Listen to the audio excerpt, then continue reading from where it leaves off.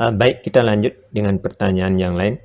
Masih dalam ajaran agama Hindu, kita dikenalkan dengan 3 metode wajib yang mesti kita lalui sebelum meyakini sesuatu, termasuk di dalamnya dalam hal meyakini keberadaan Tuhan sebagai salah satu serada, dan yang pertama dari serada atau keyakinan bagi pemeluk ajaran agama Hindu. Di sana, di Pancaserada kan disebutkan yang pertama percaya dengan adanya Tuhan. Tetapi tentu saja kita tidak serta-merta bisa meyakini hal tersebut tentang keberadaan Tuhan, apalagi di zaman yang serba kritis ini. Nah, ini bagaimana bisa dijabarkan dengan bahasa yang lebih sederhana untuk bisa dimengerti guru? Karena dari SD biasanya kita hanya dikenalkan dengan istilah-istilahnya saja, tetapi belum menukik ke dalam detailnya begitu. Kira-kira bagaimana tahapan ini dari agama, anumani, terus pratyaksya? Kan di Hindu kan ada 3. Cara kita mendapatkan keyakinan ada 3. Satu disebutnya sabda pramana atau agama pramana.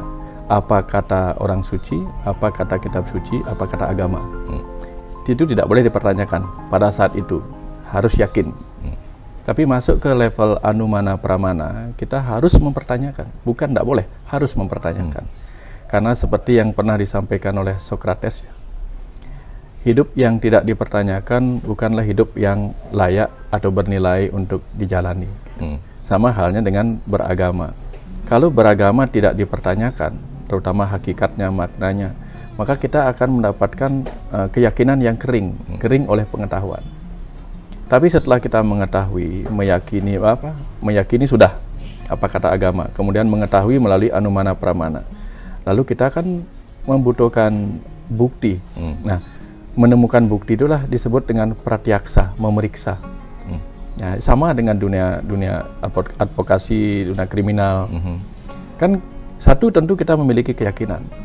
Begitu ada kasus ada orang mati, ada 2 kemungkinan, ini mati dibunuh apa mati apa. Begitu dia mati tidak wajar, maka kita yakin ini ada kematian yang ada penyebabnya. Itu keyakinan. Betul. Lalu kita akan menganalisa, kira-kira ini penyebabnya kematian karena bunuh diri apa dibunuh. Nah, setelah itu kita cari barang bukti sampai kita periksa segala macam dan terbukti dia bunuh diri atau dibunuh. Nah, itu semua sama. Dalam dunia agama dan spiritual pun kita harus melakukan 3 hal itu. Yakini bahwa Tuhan itu ada. 2, pertanyakan. Tetapi yang kita pertanyakan bukan keraguan kita.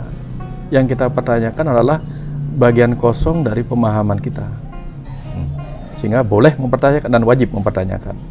Tapi sekalipun setelah kita bertanya akhirnya kita mengerti, ujung-ujungnya kita harus melakukan sendiri, memeriksa sendiri. Nah, karena dalam pengadilan kan kita harus tunjukkan barang bukti. Betul. Sama halnya dengan Tuhan. Sehingga ada saatnya kita mengikuti kegiatan-kegiatan upacara.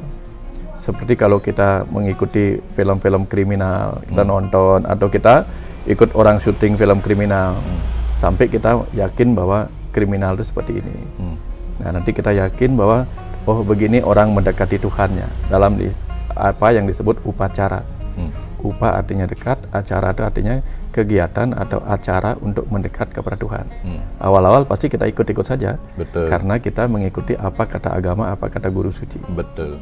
Setelah itu baru kita mempertanyakan, itu saya ngapain ke sini ya? Nah, di situ Pak Dokter. Nah, itu wajar, itu wajar karena tanpa saksi, tanpa bukti, maka kita seperti benar-benar memuja kekosongan. Sementara yang kita cari dalam ajaran kita adalah mencari yang mengisi kekosongan. Nah, di Hindu Bali pernah dikasih tahu tentang geguritan tam-tam. Di sana ada kalimat isin telas tunas titiang. Berarti isi kekosongan ya yang aku minta. Jadi kalau kita mencari isi kekosongan, tentu kita akan dihadapkan pertama kali dengan rasa kekosongan. Ya, kosong, merasa tidak tahu apa sih yang saya sembah di sini. Ada kekosongan di situ. Betul. Akhirnya kekosongan menimbulkan kegelisahan, kegundahan. Jangan-jangan saya sia-sia nih membawa persembahan ke sini.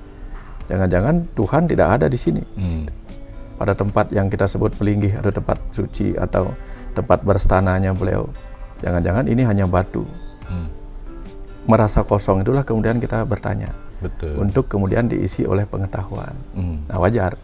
Di Bali kita mengenal bahwa beberapa tempat suci yang dianggap sebagai stana atau kediaman Tuhan itu sebelumnya hanyalah merupakan situs peninggalan atau bahkan makam raja atau orang suci yang katanya mengalami kamoksan di tempat itu. Ambillah contoh Pura Rambut Siwi, Pura Uluwatu, dan lain-lain. Lantas pada saat umat bersembahyang di tempat itu, apakah kita ke sana untuk menghormati orang suci yang pernah bersemayam di sana atau fokus memuja ide Sang Yang Widiwasa? Bagaimana menurut pandangan guru? Kalau dari Jawa, dari zamannya Majapahit, tempat suci sering disebut dengan candi, kata candi. Candi itu sendiri kan artinya ya kuburan. Sehingga candi-candi di Jawa itu adalah tempat di mana banyak tokoh-tokoh, mau tokoh raja, tokoh spiritual yang meditasi di sana, kemudian meninggal di situ, dibuatkanlah candi.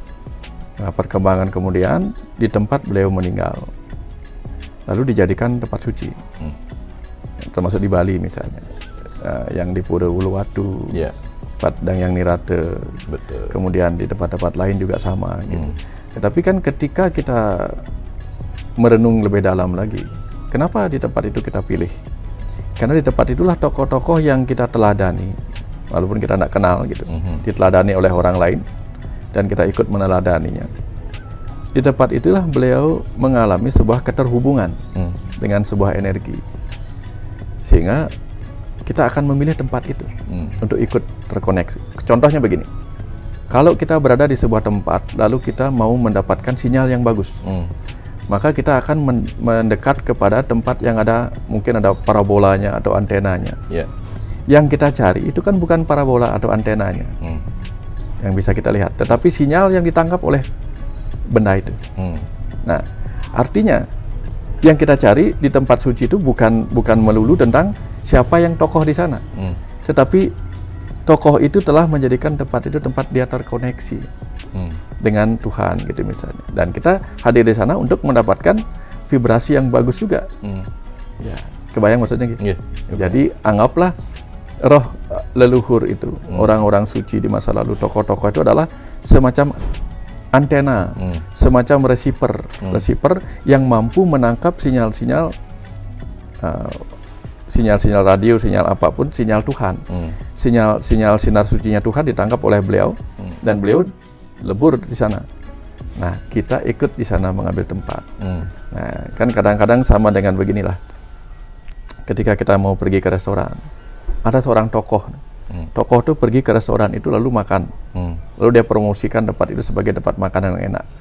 Dan kita ke sana, yang kita cari bukan tokohnya itu, tapi jejak peninggalannya, bahwa di sana dia bilang enak nih. Nah, kita pergi ke tempat di mana para tokoh spiritual dulu itu menemukan sebuah tempat yang frekuensinya bagus untuk terkonek dengan Tuhan, energinya dia. Dan kita datang ke tempat itu untuk mendapatkan frekuensi yang setidak-tidaknya sama diraih oleh beliau. Nah, jadi bukan melulu dengan beliau, tapi karena beliaulah yang meninggalkan tempat itu sebagai sebuah tempat yang suci untuk terkonek dengan beliau, kita pun berterima kasih kepada beliau yang pernah meninggalkan tempat itu. Gitu. Tapi kenyataan yang kita sembah itu adalah tokoh yang mereferensikan tempat itu, Pak Dokter. Ya, biasanya ketika dalam ajaran kita di Bali itu, tentu kita akan pertama, kalau presi pancasembah ya, tentu kita tidak memuja seketika memuja beliau kan, tapi kita pasti memuja Surya dimanapun itu, Surya, Aditya gitu. Yang kedua, Tuhan yang bersemayam di sana sebagai Hyang Ardhanaraswari. Kemudian yang ketiga baru siapapun yang ada di sana. Ya, betara-betari yang melinggih di sana, yang mungkin tokoh itu. Yang terakhir kita puja siapa? Tuhan yang bersifat Paramasunya. Gitu. Ya, tokoh itu bisa dikatakan sebagai Tuhan. Bisa, karena pada dasarnya ketika kita menyadari di level Atman yang sudah menyatu kembali dengan dia, yang sudah tidak lagi membawa kepribadiannya, kepribadian duniawinya, maka yang kita ingat itu bukan dia lagi yang kepribadian duniawi, tetapi dia yang sudah melebur kembali ke dalam kesunyataan sebagai bagian dari Parama Atman. Nah, tetapi tentu kita sulit membayangkan Tuhan yang tak terbayangkan. Tetapi dengan mudah kita akan membayangkan wujud yang digambarkan ketika percikan Tuhan berupa Atman pernah hadir yang menjiwai tokoh itu. Oh. Ya, sama dengan kita bicara tentang dalang nih. Ya, saya suka nonton wayangnya Dalang Ceng Blong. Padahal Ceng dan Blong itu adalah wayangnya, bukan nama dalangnya. Iya. Kalau nama dalangnya sendiri Wayan Nardayana. Betul. Tetapi yang kita sukai Dalang Ceng Blong. Cemblong. Artinya yang kita pilih adalah nama tokohnya, tokoh pewayangannya. Walaupun yang kita maksudkan adalah dia, Si Wayan itu. si Wayan yang tadinya, Dalang Nardayana yang tadinya menjiwai Ceng dan Blong. Oh. Nah, menjiwai. Nah, ada banyak kemudian tokoh-tokoh yang dulunya dijiwai oleh Tuhan sebagai percikannya, yang disebut Atman, yang kemudian menjadi jiwatman, Atman yang menjiwai gitu. Sehingga itu lebih mudah kita membayangkan. Ya, sekarang kalau kita dengerin suara Ceng Blong nih, kita pasti ingat, oh ini suaranya. Suara Dalang Nardayana sendiri belum tentu kita kenal. Betul. Begitu kita dengarnya, oh ini wayang Ceng Blong. Betul. Ya, seperti itu.